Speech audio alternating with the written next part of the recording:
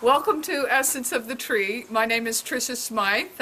We're here to share the experience of root pruning with you. We're here in Mill Valley, California, in Pete's garden, and Pete has a wonderful collection of maples and recently acquired a beautiful Azuma Murasaki from Essence of the Tree. And the tree's ready to be root pruned. So we're going to look at this as an opportunity to show you that it's not a scary experience. It's a straightforward, step-by-step process that will help the tree to stay in the same container for its entire life. During the process of root pruning, we will be using a few tools, and I thought I'd introduce these tools to you. First, we use the concave cutters, which are wonderful for getting into exactly the right place when you need to make a cut. The garden cut shears, which are that sharp point that will make the finer cuts. And of course we have the silky pocket boy saws that will take off the heavier roots and branches. After we've done our root pruning, we're going to be drenching the tree with Super Thrive to stimulate growth, new root growth. I also recommend using a Phyton 27 drench at the same time we use the Super Thrive. This is a bactericide, fungicide that will add a level of protection against the possibility of infection on those open cuts. We also have Phytech 50, which is a cut paste that will seal the wounds and protect from infection from the open wounds when we do our reduction pruning. So let's get to work.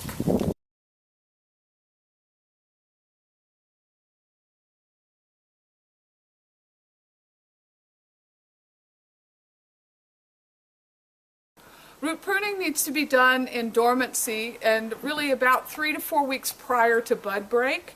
That's the time of period that's just before a period of root growth that comes prior to emergence. That means that the tree has the opportunity to regrow those roots before there's any demand on the root system. We're pruning here in Mill Valley in February.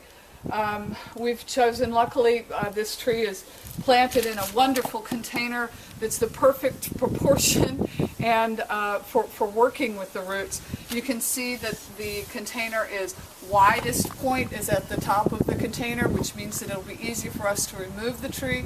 You can also see, if you may not be aware, but this is a polyethylene bowl, which means that although we are dealing with considerable weight with the container, with the tree and the soil, the container is not an issue. We don't need to worry about breaking the container, and we won't be having to deal with the weight of the stone. So let's see what we've got here. First thing we want to do is to come out. We're going to break apart the edges, the roots from the edges of the bowl. Now what I'm going to do is I'm going to gently lay this tree over on its side, and that will give me the opportunity to pull the tree or pull the container off of the tree. And I do emphasize that what you really want to do is to take the container off the tree, not pull the tree.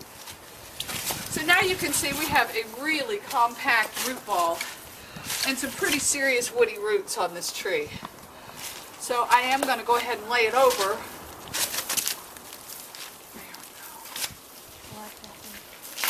Debbie, if you wouldn't mind just holding her right there. Yeah. And I recommend when you have a root ball like this that's so tight and the soil is so compact that we use water to just blow it out, and we've set ourselves up here with the tarp so that the water will flow out and get out of our way, and then we can see what the root system is that we need to prune out.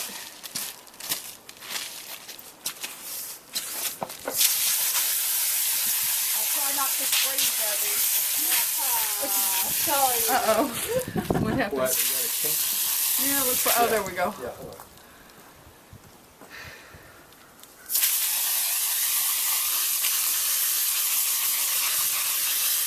So this is a little bit time consuming. We'll probably fast forward to the finished product. So what we've done here is we've removed all of the old tired soil off of this root ball without damaging any of the roots. The soil at this point is completely exhausted. There's no nutritional value to the soil. The texture of the soil is gone. We've lost any air content.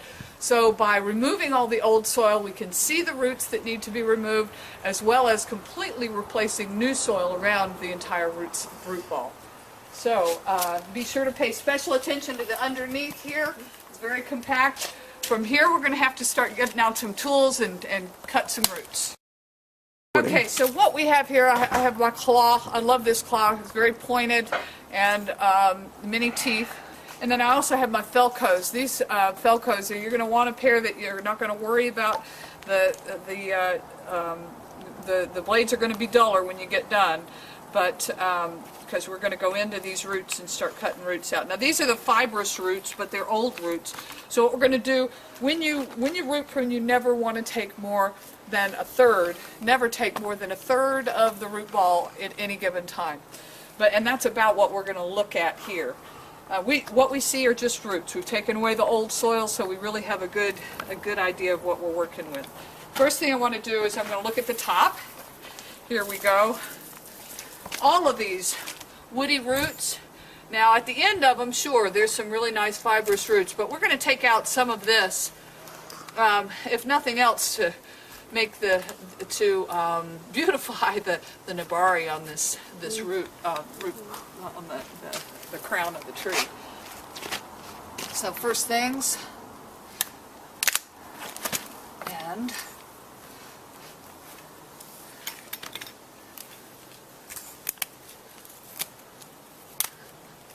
big woody roots.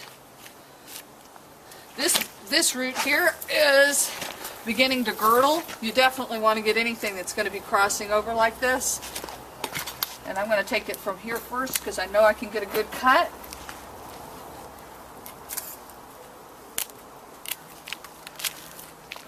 And then I'm going to come back here. There we go. I'm going to have to come at that with my concave cutters. Now these are my mother's nice stainless steel concave cutters. We have some beautiful professional quality on the website though.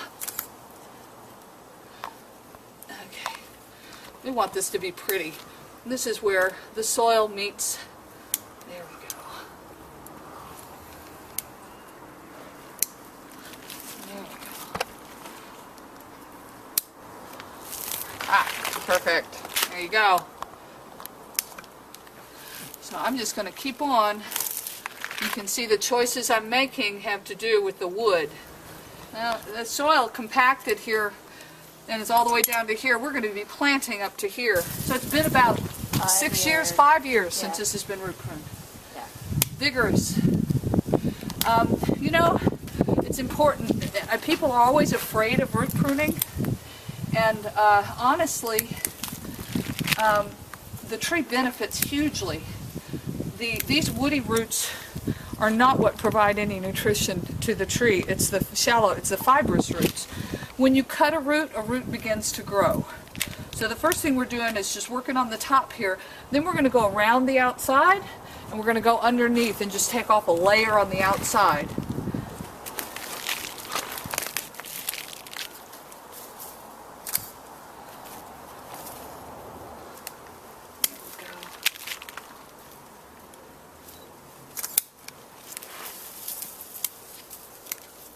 Good.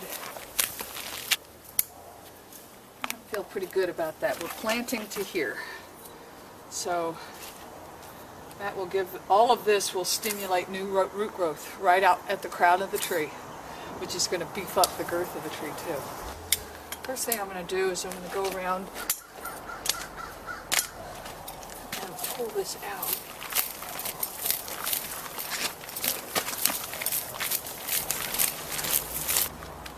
See these?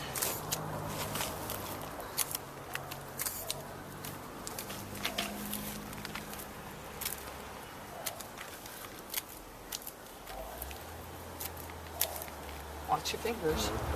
The anchor roots, the roots grow out and long in order to anchor the tree. The feeder roots come off of the new tissue that comes out. So what you're doing is the same as when you prune on top. You're stimulating new growth. Now, there is some reduction here as well. So that's why it's generally a good idea to do any top reduction off of the crown at the same time that you do the reduction off of the roots. And I'm not really taking that much off. The biggest part of just even providing all new soil, nutrient-rich soil, is going to really help. But root reduction helps to control growth. Grab my claw again because I can feel there's some places that these roots are twisted completely around and gone back in. And what'll happen is the roots will hit the side of the pot and then turn back in on themselves, which is really, that means you've really got to work at getting them out. And hopefully, I mean, ideally, root pruning happens, especially if you have a tree and the tree's already the size you want it to be, then root pruning should happen before you hit root bound. It should be when the roots are full, then you reduce the size, the root ball. It's controlling the size of the tree that way. So a tree this size maybe every 3-4 years? Every 3 or 4, well, and not maybe every 3 or 4 years. It may be not even that. This tree has hit maturity. The first 10 years they grow much more vigorously, and it's just their youth. And after 10 years there's less growth hormones, they're growing more slowly. So that as a younger tree will need to be root pruned and reduction pruned more often in order to maintain size. But this tree is well over 10 years old. So when we look at the diameter of the pot that we're going into, the diameter of the pot is a 33-inch pot. So we've got a good 5 inches on each side of this for roots to grow. What's going to happen here is each one of these is going to continue to grow out new roots. Each one of these places where we cut.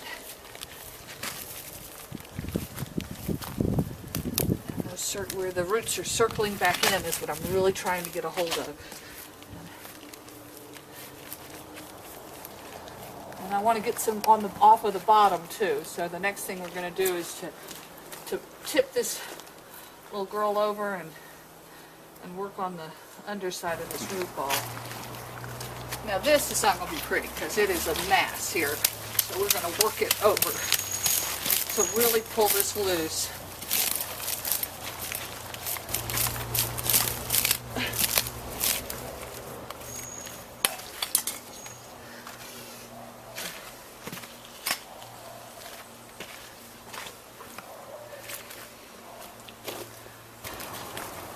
Really, by tearing these, I'm not able to even get in here and cut. I'd have to use a saw, but I don't think it's necessary. I'm gonna completely, I'm pulling these to break roots and stimulate new root growth on the bottom because we're gonna put a good 4 or 5 inches of soil on the bottom of this, and that we want those roots especially to take off. Pulling it loose.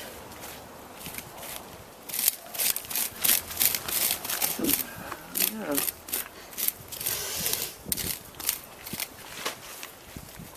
All right, I think. Okay, now we've gotten in. I can see more, and I'm going to cut. I'm going to blow out more of the soil on the bottom, so I can get more of these roots on the bottom now that I've opened it up a little bit more.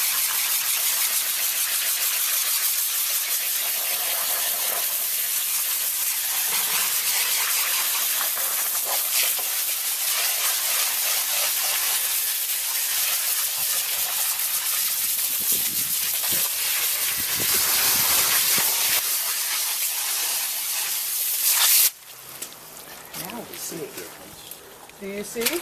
We're pretty close to there. I'm going to take one last look through here for any large woody roots that really are going to serve no use to the plant in such a limited growing space, and make sure that all the roots that are there are going to be productive. And this underneath was where I didn't get as much as I'd like, but it's grown completely splayed out on the base of that planter. So the main thing is that this is all loosened up and opened up so that we'll get new root growth on the bottom. I don't want them to grow in like this. I want the roots to grow from the bottom down, rather than these just coming in and taking over the bottom of it. There's a lot of good broken roots in here that'll bring on new root growth, so that's what I'm after. Yep. There's one woody root there that I wish I could get out. All right, I'm going to go after it. Okay. There it is. Like that sound? Yeah. I'm just going to have to cut it out. I always try and pull them out, but this one's just too compacted to be able, they're wrapped up tight. But that's what I was after right there, because it's pulling back up in. Okay, let's plant the girl. Give her some new soil. Okay.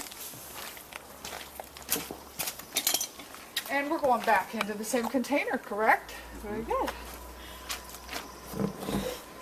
Get rid of the old soil.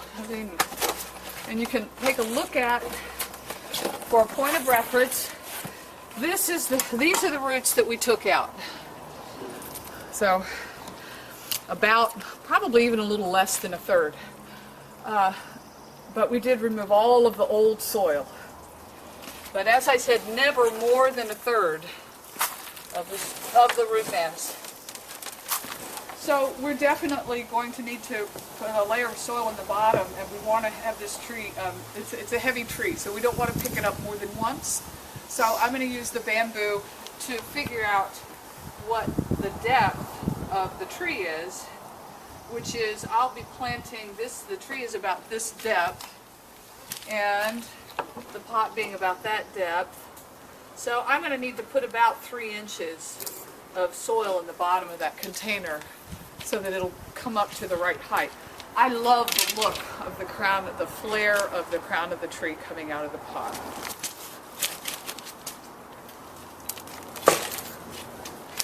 The soil I use is, we've mixed this here at the nursery, 5 parts fir bark, 1 part pumice.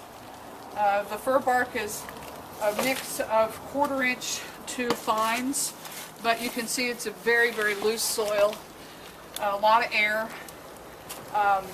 The fir bark maintains an acid, maintains the acidity, which maples do need, an acid soil mix.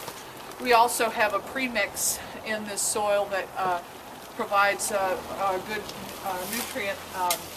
It's primarily crab meal. Are we ready?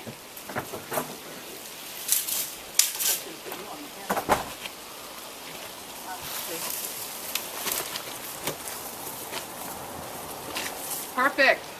We can double check that with our bamboo.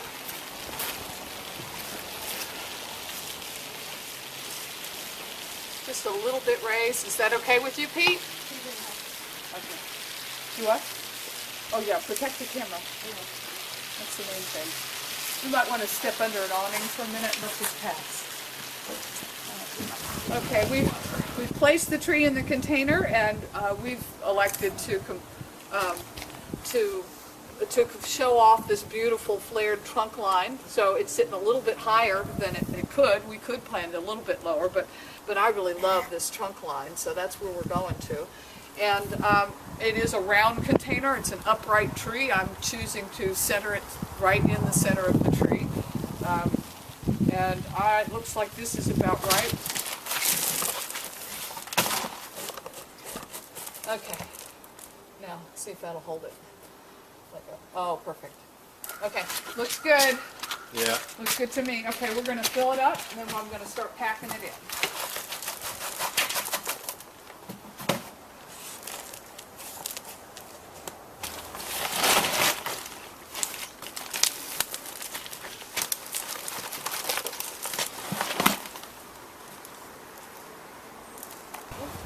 I am kind of packing this, and I'm going to water it in thoroughly before I use any Super Thrive or anything to try and push that air out of the roots and the soil around it. And then finally, at the end, we're going to drench the root system with the with the Super Thrive and the Phytech 50.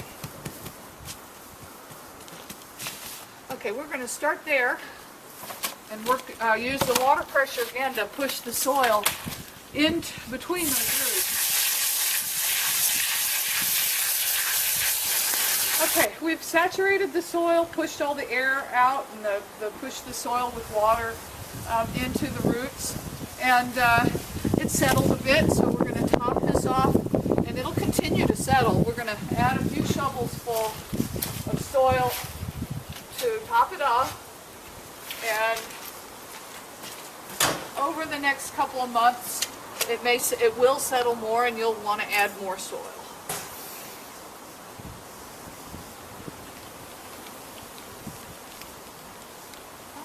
Right. So that's root pruning. Now when you root prune, that is the best time it's also the right time of year, and it's the best time to do any reduction pruning that you need to do. So we've already considered this, and you can see on the tree some cuts that we've decided beforehand. I'm going to use my concave branch cutters. We showed those to you in the beginning. Concave branch cutters give you the perfect access to exactly where you want to cut for a good clean cut.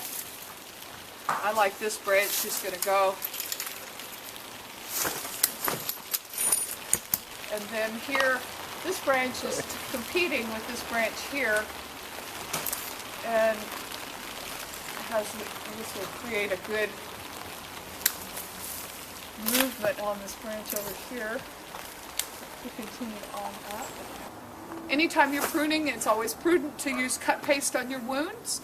We use Phytech 50. It's a wonderful cut paste, primarily beeswax. I love it because it's pretty. You don't have to look at some ugly gray, but also it has some good properties of antibiotic properties that will keep infection, and it stays there for a few years. So anytime you put it on your cuts, I'm looking for my cuts now. Here they are. They were good cuts. I can't even see where I made them. Cut paste and is easy and malleable. You may have to warm it up depending on your air temperature, but it'll stay on this wound until it's completely healed over. I oftentimes, through the summer, will be working with trees and find see cuts that need to be made. And I'll use the green tie tape so that I don't have to remember when I come back which cuts I'd already decided. And there it is. So there may be some more cuts, but those are the most important. There's one cut here, definitely. This is some pretty vigorous growth that needs to go. There you go. Open up, nice open space. Open space is always important. Now there is just a little cleanup work to do where some cuts were made without the finished work.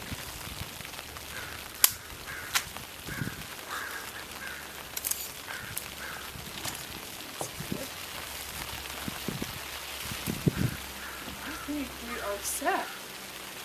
So she's lovely, eh? Don't you think? Mm-hmm. Ready for another 3 or 4 years at least. After you've finished root pruning and you have saturated the roots with water and eliminated the air pockets with a good steady stream of water, we've let this tree, the soil settle out and the water drain out. Now we're ready to treat it. I'm using treated mixture with Super Thrive. It's at about a quarter teaspoon per gallon. And also, as I mentioned earlier, the Phyton 27 broad spectrum bactericide, fungicide that will help to eliminate the possibility of any infection in those open wounds as they heal and produce new roots. And also, just a dose of Dynagrow, which is a good, mild overall fertilizer that's readily available to the tree. Okay, so I've already mixed it up in these 5-gallon buckets, and we're going to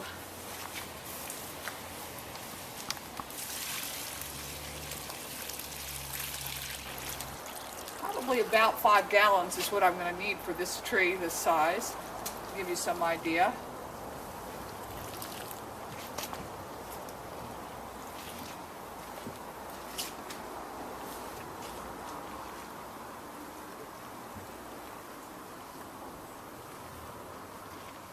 There you go.